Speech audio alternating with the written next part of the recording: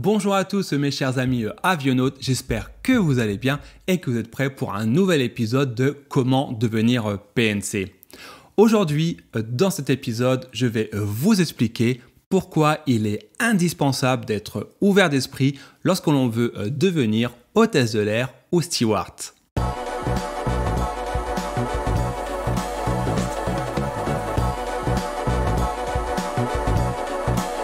Cette question, elle est peut-être basique pour toi et on va dire, mais évidemment c'est logique, hein, mais pourtant malheureusement ce n'est pas le cas pour toutes celles et ceux avec qui je travaille au quotidien, et également avec toutes celles et ceux qui souhaitent devenir hôtesse de l'air et steward et qui parfois me posent des questions où je me dis, oulala, il y a quand même du travail à ce niveau-là. Avant de rentrer dans le vif du sujet, je te rappelle, abonne-toi si ce n'est pas encore fait. C'est un épisode tous les 15 jours ou 3 semaines en fonction du travail où je t'explique dans un épisode à chaque fois des petites astuces, des tutos pour réussir à devenir hôtesse de l'air et steward. Pour ma part, ça fait 15 ans que je travaille dans l'aviation. Donc aujourd'hui, c'est à mon tour de t'aider à devenir hôtesse et steward. Et également, profites-en si ce n'est pas encore fait pour rejoindre la newsletter. Tu as le lien dans les notes de l'émission et quand tu t'inscris à la newsletter, tu reçois un petit cadeau au passage. Je t'offre gratuitement dans ta boîte mail un e-book, donc c'est immédiat, où je t'explique étape par étape la manière de réussir son CV d'hôtesse de l'air.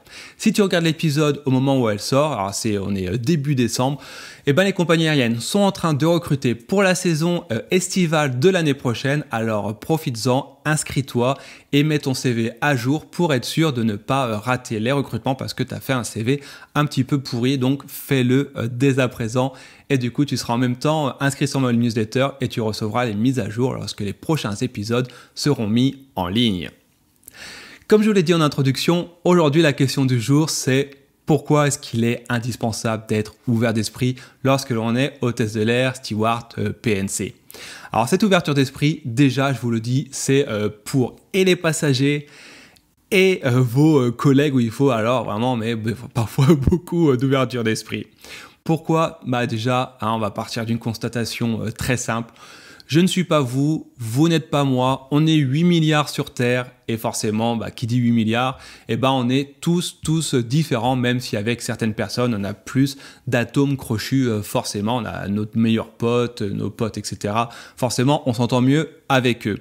Et même votre frère, même votre sœur, même vos parents, même si vous avez une éducation commune, au final, au fur et à mesure des années, votre personnalité se développe, s'affirme et puis au final, même si vous aimez votre frangin et votre frangine, à la fin, vous êtes quand même différents. Moi, j'ai 2 grandes sœurs, on a beau s'aimer comme pas possible, on a quand même des caractères assez différents. Et d'ailleurs, il faut quand même bien l'avouer, le mien est quand même le meilleur des 3. Mais toujours est-il que la question qu'on peut se poser à ce moment-là, ouais, ok, mais comment est-ce qu'on fait pour mesurer si une hôtesse ou un steward est ouvert d'esprit? En fait, tout ça se fait au moment des recrutements. On va tester votre flexibilité, votre adaptabilité avec les autres personnes au moment des recrutements. Au moment où on le fait, par exemple, les exercices de groupe, on va vérifier à quel point vous êtes ouvert d'esprit, à quel point vous pouvez vous adapter et ne pas forcément rentrer en conflit avec vos collègues et potentiellement avec vos passagers, car forcément l'un ne va pas sans l'autre.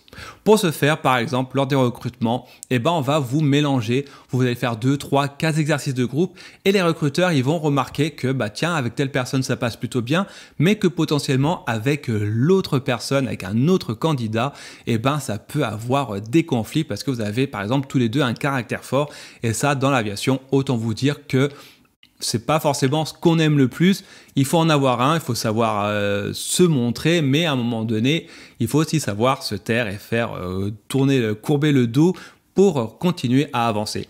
Et ça, tout ça, on le voit dès les recrutements. Et c'est pour ça que c'est parfois un petit peu stressant car on est mis dans des positions qu'on n'aime pas. Mais au final, pourquoi? Parce que on doit vérifier que vous êtes le candidat parfait, un candidat qui sera fait preuve d'adaptabilité et qui aura du coup forcément ouverture d'esprit assez importante, peu importe la situation dans laquelle vous vous trouverez.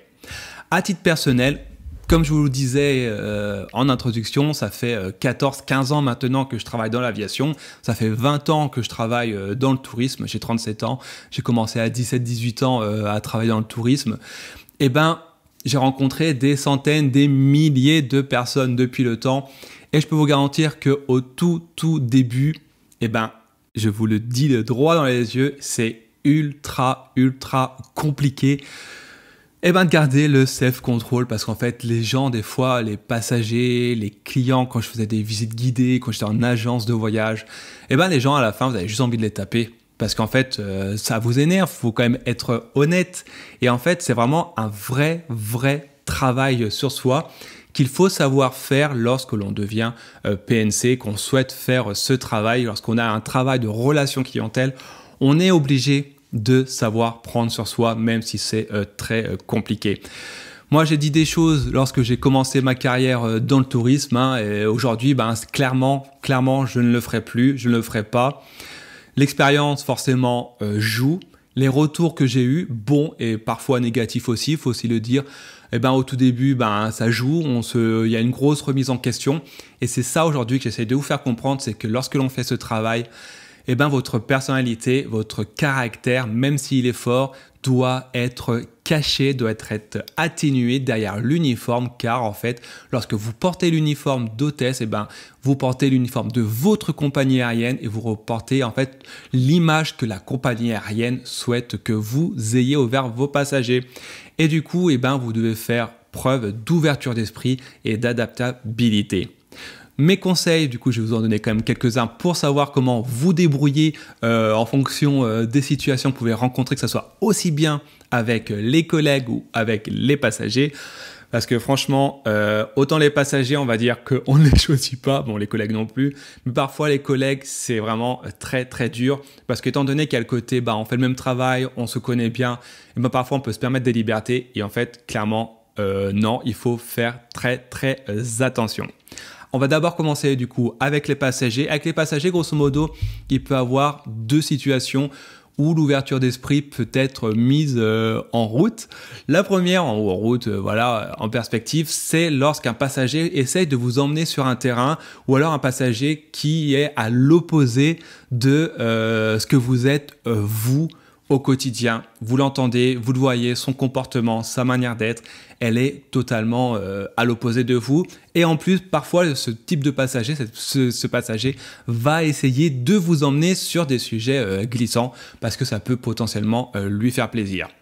Si, par exemple, vous n'êtes pas d'accord avec ce que cette personne vous dit, si le comportement que cette personne elle est en désaccord par rapport à vos convictions, vous ne devez pas le faire ressentir et vous devez remettre en place de manière très polie cette personne pour faire comprendre que oui, effectivement, vous avez peut-être une opinion différente de la mienne ou alors peut-être la même, mais ce n'est pas le lieu, ce n'est pas le moment pour le faire. Et si a contrario, c'est une personne qui est dans votre conviction, dans votre ouverture d'esprit, qui colle avec vos idéaux, c'est pareil, même si c'est le cas, vous devrez rester professionnel quoi qu'il arrive et ne pas rentrer dans le jeu des sujets et de partager des sujets parfois un petit peu sensibles. Et concernant les collègues, avec les collègues, c'est du même topo. Certains collègues, vous travaillez ensemble, il faut être ultra professionnel et même si vous ne vous entendez pas avec, moi on a tous des collègues avec qui on s'entend ultra bien. Moi je vois de certains noms parfois sur mon planning, je me dis ouais super, la journée va être top. D'autres je me dis ça va être un petit peu compliqué, mais toujours est-il qu'au final on est professionnel et il faut savoir mettre des barrières si par exemple la situation vous sentez que ça peut être tendu, il faut réussir à faire preuve d'adaptabilité et d'avoir une grande ouverture d'esprit et une grande flexibilité. Par exemple, actuellement, on est, comme je disais, début décembre 2022, il y a le conflit en Ukraine. On n'a pas tous le même point de vue là-dessus. À l'époque, on avait les gilets jaunes, pareil, que ce soit les passagers, que ce soit les collègues. Tout le monde essaye de rentrer sur ce sujet. Moi, mon conseil, c'est rester neutre et ne rentrez pas dans ce type de problème. Et c'est comme ça qu'en fait, au final, vous allez passer au-dessus de tout le monde et que vous allez terminer votre carrière tranquillou bilou sans vous prendre la tête parce que sinon, au quotidien, c'est juste pas possible. Et voilà, on arrive à la fin de cet épisode. Si tu as des questions, une nouvelle fois, n'hésitez pas à le faire en commentaire. N'hésitez pas une nouvelle fois à t'abonner et à rejoindre la newsletter. En attendant le prochain épisode, je te souhaite une bonne journée, porte-toi bien et je te dis à très bientôt.